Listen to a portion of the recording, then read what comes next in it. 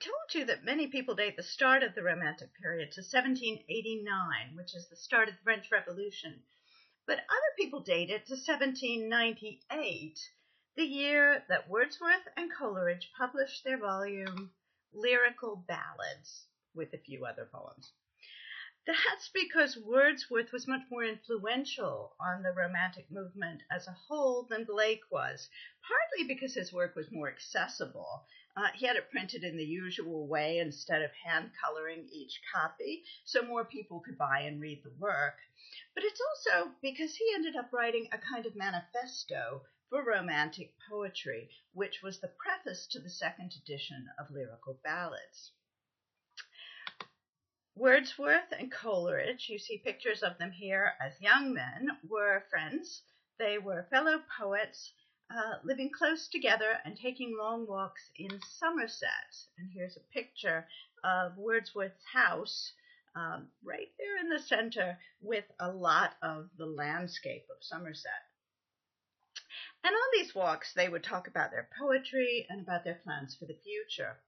According to Coleridge, it was on one of those walks that they dreamed up the plan for Lyrical Ballads. Here is his account. He wrote it many years later in Biographia Literaria. During the first year that Mr. Wordsworth and I were neighbors, our conversations turned frequently on the two cardinal points of poetry: the power of exciting the sympathy of the reader by a faithful adherence to the truth of nature, and the power of giving the interest of novelty by the modifying colors of imagination. The thought suggested itself, to which of us I do not recollect, that a series of poems might be composed of two sorts. In the one, the incidents and agents were to be, in part at least, supernatural, and the excellence aimed at was to consist in the interesting of the affections by the dramatic truth of such emotions as would naturally accompany such situations, supposing them real. For the second class, subjects were to be chosen from ordinary life. The characters and incidents were to be such as will be found in every village in its vicinity, where there is a meditative and feeling mind to seek after them or to notice them when they present themselves. So, generally Wordsworth would write the nature poems, the second class, and Coleridge would write poems of the supernatural. Like many projects, Lyrical Ballads didn't work out exactly the way that they had planned. In the end, Coleridge only contributed 3 poems to the volume, though one of them, The Rime of the Ancient Mariner, which you're going to read, is by far the longest poem in the volume and one of the most famous. The project really belonged mostly to William Wordsworth. Now, the title Lyrical Ballads is an oxymoron, a contradiction. A ballad is a poem or song, generally part of an oral tradition, narrating a story in a series of short stanzas. Generally, so it's a story, and generally it's from an objective point of view. The narrator plays no role in the poem. A lyric is a short poem. Ballads can be fairly long, usually expressing personal impressions or emotions. And for that reason, a lyric is from a subjective point of view. Usually it's written in the first person. So if it's a ballad, it can't be a lyric. And if it's a lyric, it can't be a ballad. But that's how the poets defined their new form. Some of the poems would tell a story, but its significance would be in how the poet or speaker reacted to the story, what emotions it brought up. That's the sort of lyric part of it. And some of the poems were also written in ballad meter. And let me explain. So ballad meter, it's a meter that you find in some hymns and nursery rhymes. 4-line stanzas. Lines 1 and 3 are iambic tetrameter, and lines 2 and 4 are iambic. Trimeter, not trimester. They rhyme A, B, C, B, or maybe A, B, A, B, but they don't have to have that A rhyme, as long as they have the B rhyme. Here's an example, the first stanza of the ballad, Sir Patrick Spens. The king sits in Start ever. The king sits in Dunfermline town, drinking the blood-red wine. Where shall I get a skeely skipper to sail this ship of mine?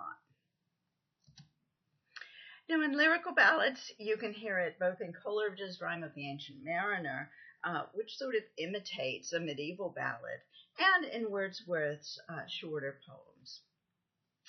I looked upon the rotting sea and drew my eyes away. I looked upon the rotting deck, and there the dead men lay. So the rhyme is A, B, C, B, iambic tetrameter, alternating with iambic trimeter. Here's Wordsworth, we are 7. She had a rustic woodland air, and she was wildly clad. Her eyes were fair and very fair. Her beauty made me glad. Right? Air, fair, clad, glad rhymes A, B, A, B. This is significant and romantic because ballad meter isn't a sophisticated poetic meter, a traditional meter of English poetry. It's a folk meter. It's the meter of folk songs and of nursery rhymes. But Lyrical Ballads was radical in other ways. The diction wasn't poetic and sophisticated, but simple, ordinary words.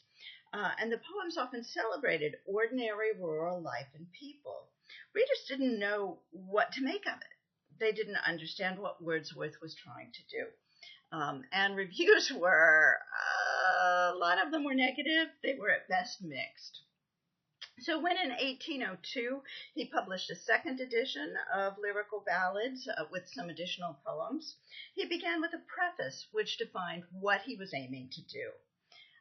The preface has become one of the key texts of the Romantic movement, so it really defines what the early Romantic movement was about. Here he explains why he chooses ordinary rural life.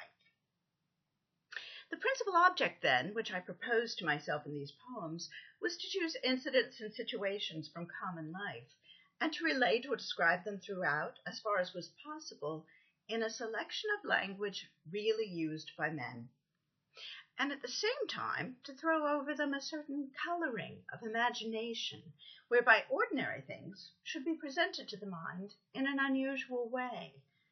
Low and rustic life was generally chosen because in that condition the essential passions of the heart find a better soil in which they can attain their maturity, are under less restraint, and speak a plainer and more emphatic language. Because in that condition of life our elementary feelings coexist in a state of greater simplicity.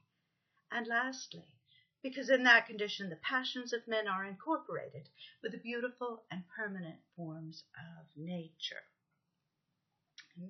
A very romantic passage talking about nature, talking about imagination, and the preference for common life over sophisticated city life.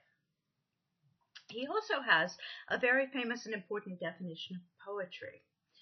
Poetry is the spontaneous overflow of powerful feelings. It takes its origin from emotion recollected in tranquility. Poetry is spontaneous, right? More like a song, like in Blake's first introduction to Songs of Innocence. Spontaneous overflow of powerful feelings. Poetry is about feelings. That's very romantic. Notice the second part, though.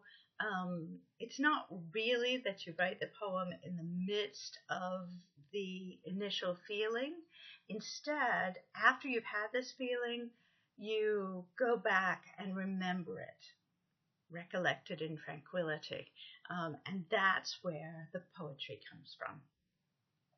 He also has a definition of the poet, which becomes very important. Remember, the Enlightenment thought of the poet as a craftsman. This is a very, very different idea of what makes a poet. What is a poet? To whom does he address himself, and what language is to be expected from him? He is a man speaking to men. A man, it is true, endued with a more lively sensibility, more enthusiasm and tenderness, who has a greater knowledge of human nature and a more comprehensive soul than are supposed to be common among mankind. a man pleased with his own passions and volitions, and who rejoices more than other men in the spirit of life that is in him, delighting to contemplate similar volitions and passions as manifested in the goings-on of the universe, and habitually impelled to create them where he does not find them. Okay, as you read some of Wordsworth's poetry from Lyrical Ballads, look for the ways that they reflect these ideas about poetry, the best subjects for poetry, nature, people who live close to nature, basic human emotions, and also the best language for poetry, simple, ordinary diction. So look for those things and look for what in his poetry you find as particularly characteristic of Romanticism.